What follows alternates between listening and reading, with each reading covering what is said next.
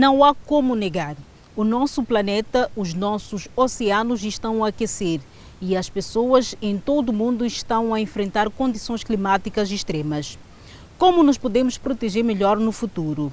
É o que vamos explorar neste programa especial do Ecoáfrica. Eu sou Dália Langa e falo-vos a partir de Maputo, Moçambique. E isto é o que temos hoje para lhe mostrar. Vamos conhecer pessoas que exploram antigas reservas de água no Sudão. Descobriremos como aproveitar melhor os catos que adoram a seca.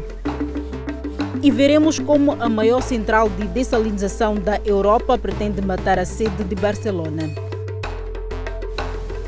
A nossa primeira reportagem leva-nos a uma região árida e assolada por crises, o Sudão. Embora o atual conflito esteja a desgastar as pessoas, especialmente na capital Khartoum, é a seca que de fato está a afetar a população. O Ecoáfrica aventurou-se pelo norte do Sudão para aprender mais sobre um tesouro subterrâneo centenário que os locais estão determinados a preservar. O norte do Sudão é extremamente árido. São centenas de quilômetros de deserto. Parece mentira, mas debaixo da areia há um enorme reservatório de água. Estende-se do Egito ao Sudão até o Chad e a Líbia. Chama-se aquífero do Arenito Núbio e foi descoberto nos anos 1950. O geólogo Abdallah Omer estuda este aquífero há 20 anos. Em certos pontos, a água está perto da superfície. Omer abriu esta fonte na região de El Gaab em 2004.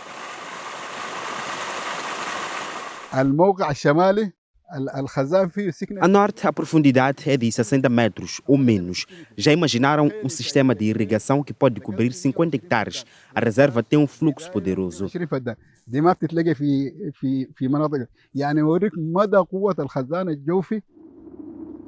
Desde a descoberta há 20 anos, aldeias como Gaab, El Hasha têm acesso regular à água. E agricultores como Abdul Rafi Said aproveitaram-na ao máximo. Tem centenas de hectares de campos e pode cultivar muitas frutas e vegetais. Este ano plantou sobretudo trigo.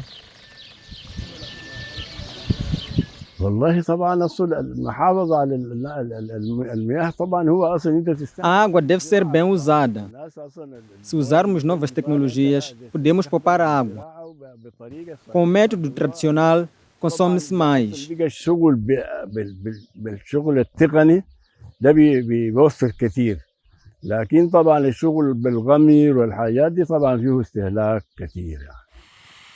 Abdul Rafi Said consegue regar os seus campos regularmente graças aos poços que construiu. Cada um custa cerca de 450 €, mas depois disso a água é gratuita. O aquífero do Arenito Núbio é o maior reservatório mundial de água fóssil. Ou seja, a água acumulou-se aqui há centenas de milhares de anos, mas as reservas são limitadas. Algumas áreas têm uma taxa de renovação muito baixa, noutras é nula.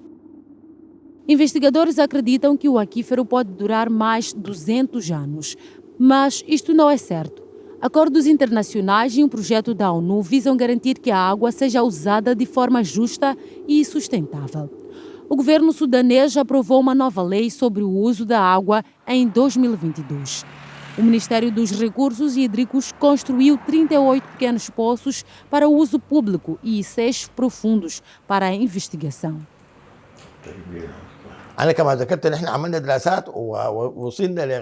Estudamos a possibilidade de produzir trigo nos estados Norte e Rio Nilo. Descobrimos que podemos cultivar mais de 210 mil hectares, usando água do aquífero sem causar uma queda dos níveis de água.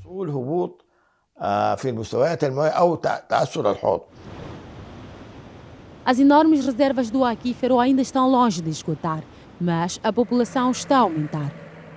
E o número de agricultores e pastores também. O geólogo Abdallah Omer visita regularmente as aldeias do estado norte para monitorizar o uso da água.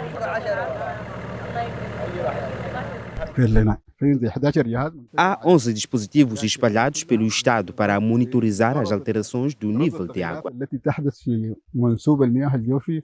A desertificação crescente devido às alterações climáticas significa que a água é mais importante que nunca nesta região. Usado de forma sensata, o aquífero pode ajudar muitos humanos e animais a sobreviver. Alguns lugares estão secos desde que nos lembramos deles, mas esses e outros lugares estão cada vez mais secos. O clima global está a mudar rapidamente por causa da ação humana, como a queima de petróleo e outros combustíveis fósseis. E para muitas pessoas, a adaptação é difícil. 5 estações chuvosas sem chuva. A seca na África Oriental mergulhou dezenas de milhares de pessoas numa crise humanitária. Esta pastora da região somali da Etiópia pediu socorro no início do ano. A vida das pessoas está em perigo. A maioria deixou a aldeia por causa da fome. Os que ficam não têm nada.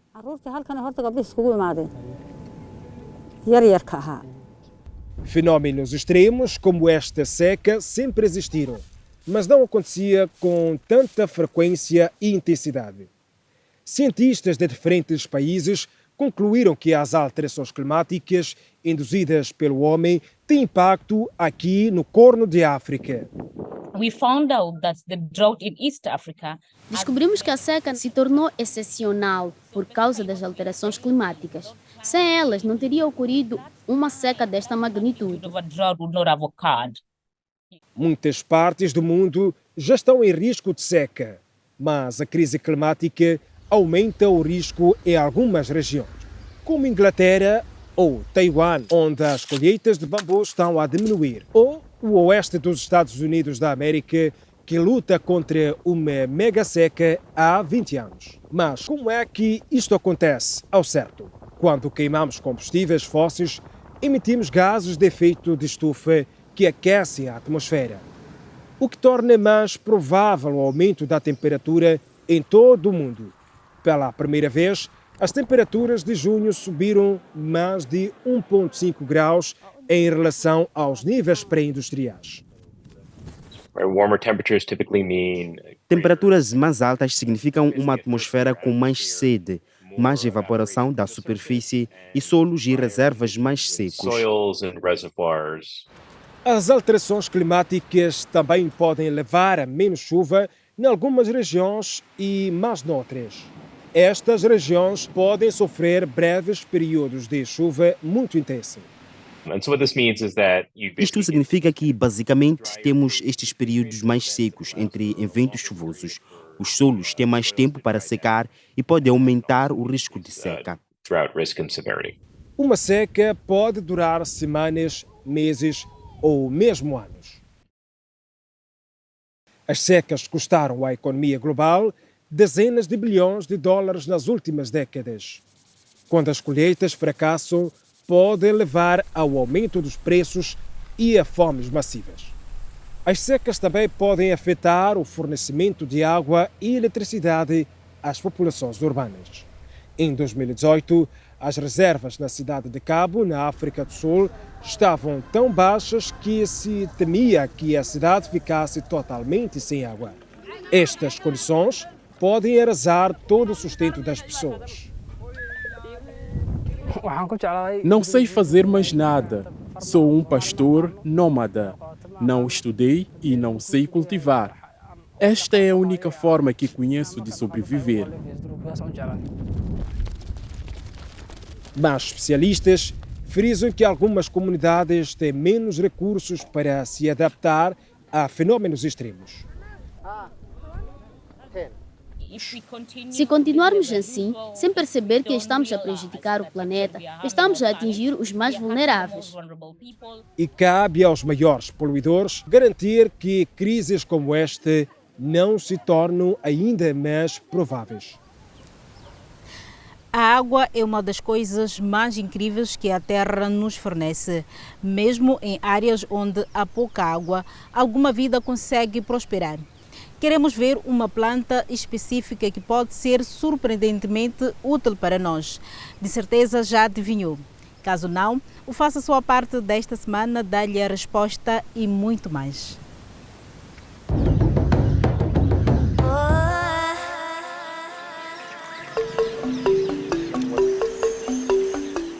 Picam e espalham-se por toda a parte. Poucos gostam de cactos no Senegal. Malik Sagne é uma exceção. O jovem cientista e ecologista vê muito potencial nestas suculentas espinhosas. Quando o solo se salinizou na sua aldeia, Fimela, todas as plantas morreram, exceto os cactos. E Sagne tem uma ideia.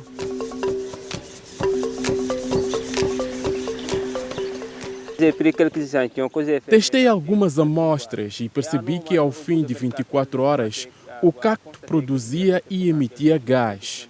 Por isso, pensei que podia tentar descobrir um método de produção que utilizasse o cacto para fins agrícolas, energéticos e ambientais. Sagne cultiva diferentes espécies de cacto. São colhidos e esmagados para fazer energia limpa numa central de biogás. Os resíduos sólidos e líquidos são usados como fertilizante orgânico. E ele está a testar a sua eficácia no terreno.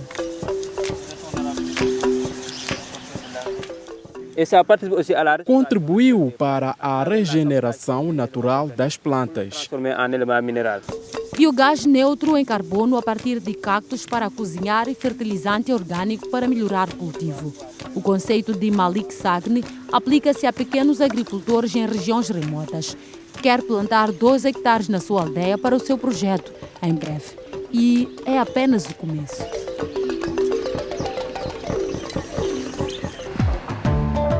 Gostou do programa? Conte-nos se também está a fazer a sua parte. Visite a nossa página dw.com/português e siga a hashtag DoingYourBit. Faça a sua parte. Nós partilhamos as suas histórias. Não são só os cactos que conseguem adaptar ao solo seco. Alguns legumes, como o grão de bico, também são resistentes à seca. Cientistas e alguns agricultores pioneiros perto da capital alemã, Berlim, iniciaram o cultivo experimental do que agora é conhecido como plantas leguminosas. E os resultados parecem promissores. Agricultores preparam sementes de grão de bico para a semear. A planta não é nativa da Europa Central e é preciso acrescentar uma bactéria do gênero Rhizobium para converter o nitrogênio do ar, que reduz a necessidade de fertilizantes. Os agricultores esperam que este simples ajuste lhes permita cultivar mais plantas sustentáveis e ricas em proteínas. Com culturas como as favas ou ervilha, nativas daqui, a bactéria já está presente no solo, mas com a soja e grão de bico, essa estirpe bacteriana ainda não existe aqui.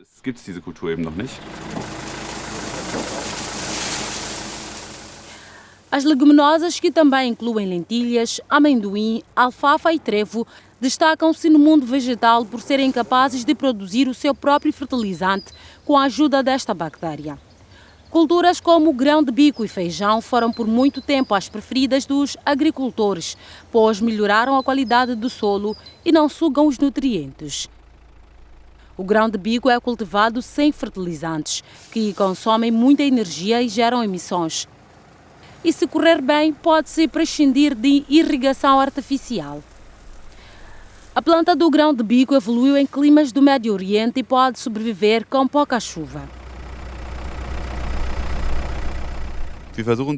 Tentamos plantá-las com cerca de 2,5 cm de profundidade em terra úmida para iniciar a germinação.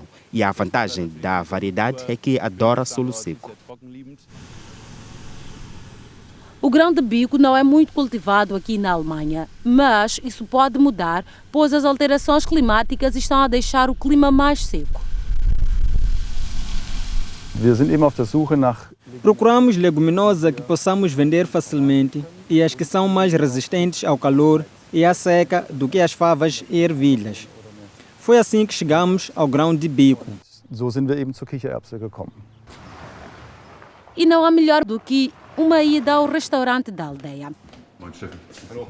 No menu de hoje, caril de grão de bico com aspargos.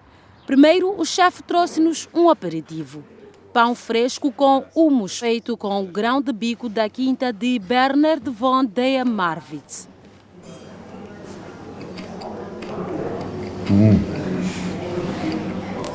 O sabor é perfeito, maravilhoso.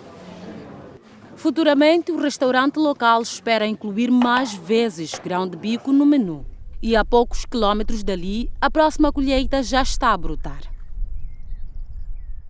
Abaixo da superfície já podemos ver as primeiras raízes. Moritz Reckling é cientista agrícola no Centro de Pesquisa de Paisagem Agrícola de Leibniz. A sua pesquisa está muito interessada no grão de bico. Queremos descobrir se as leguminosas podem ajudar a tornar a agricultura mais sustentável.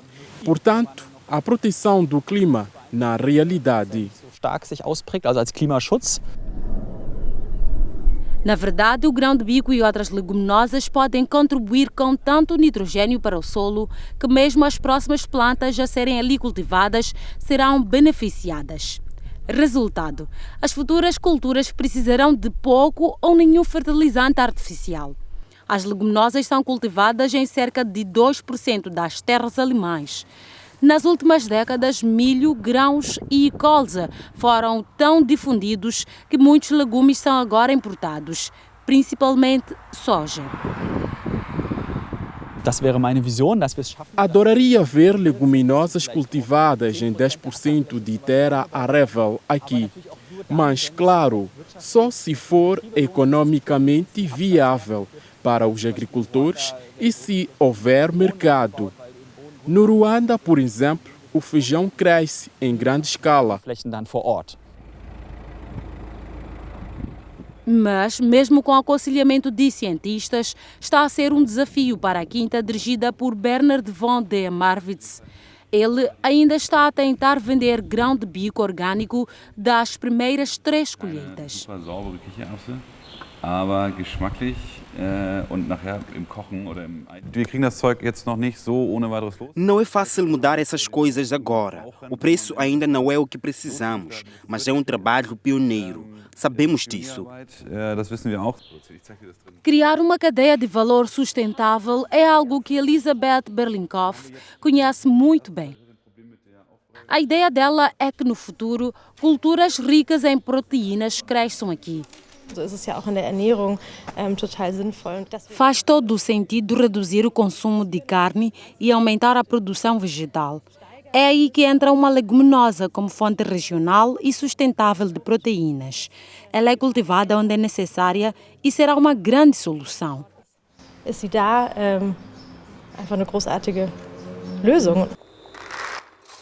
Uma pessoa que já conta com o grão de bico é Emily Wegner. Há poucos anos fundou a sua empresa de aperitivos de grão de bico na cidade de Leipzig.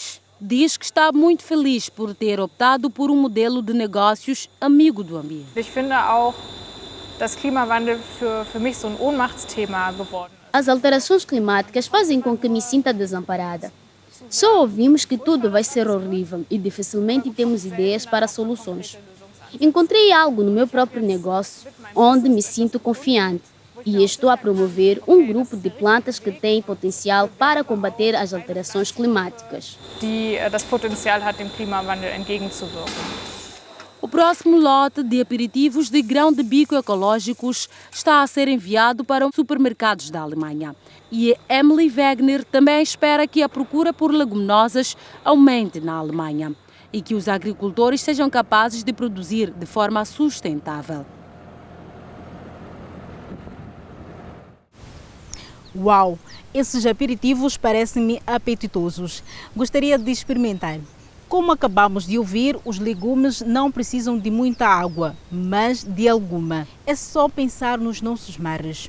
97% da água da terra está nos mares, mas o teor de sal torna-a inútil para nós, para os animais e para as plantas no seu estado natural. Mas há solução. A maior central de dessalinização da Europa está na Espanha e, devido à seca, este ano está a funcionar 24 horas por dia. O calor extremo e a seca não poupam as pessoas nas cidades. Estão a afetar os maiores centros populacionais como Jacarta, Londres, Pequim, Tóquio, Cidade do Cabo e Barcelona. E para as cidades à beira-mar, uma solução parece especialmente promissora. Desalination. A Catalunha, no nordeste de Espanha, é uma área atingida duramente pelas alterações climáticas. A região está em seca há 3 anos. Os reservatórios que abastecem Barcelona possuem apenas 1/4 da água prevista. As autoridades estão a racioná-la para a indústria e a agricultura, mas também para os residentes e turistas. Fiquei em choque porque esta é uma cidade turística e toda a gente vem cá divertir-se, mas não há água, por isso é decepcionante. O fato de os residentes de Barcelona continuarem a ter água é graças, em parte, à dessalinização da água do mar. A central em El Prat de Llobregat é a maior da Europa. Estamos na capacidade máxima, 180 mil metros cúbicos de água por dia que podemos sustentar pelo tempo que for necessário. Primeiro, a água é aquecida. O sal tem um ponto de ebulição muito alto, enquanto a água evapora a 100 graus Celsius.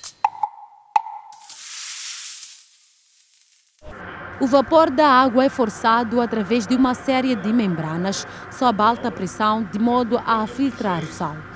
Graças à sua eficiente tecnologia de energia renovável, Llobregat consome 25% menos energia do que outras centrais do mesmo porte. Mas, mesmo assim, a dessalinização continua a consumir muita energia e é cara. E a água que sobra tem sal e poluentes que precisam de ser filtrados. Em Barcelona, é simplesmente devolvida ao mar, não muito longe da costa. Aumentar mais centrais por quê? Quero dizer, há outras soluções. Na minha opinião, devia usar-se a dessalinização apenas para necessidades cruciais, como levar água para a população e o mínimo de água possível. Há outras fontes que se podem usar. Outras fontes, outros métodos.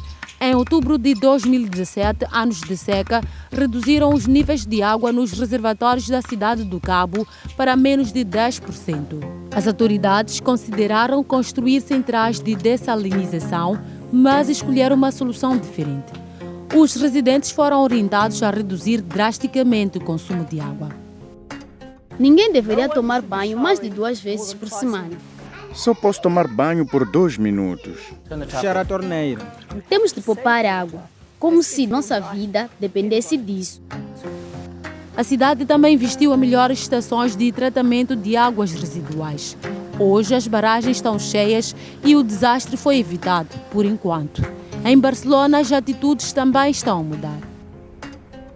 Não podemos dizer que vamos construir centrais de dessalinização para alimentar os 8 milhões de catalães, mais 20 milhões de turistas e ainda a agricultura e indústria só com centrais de dessalinização. A Catalunha também quer reduzir o consumo de água. Um estudo recente mostrou que só os hotéis consomem 12% da água potável disponível. Os turistas também terão de aprender a usar menos.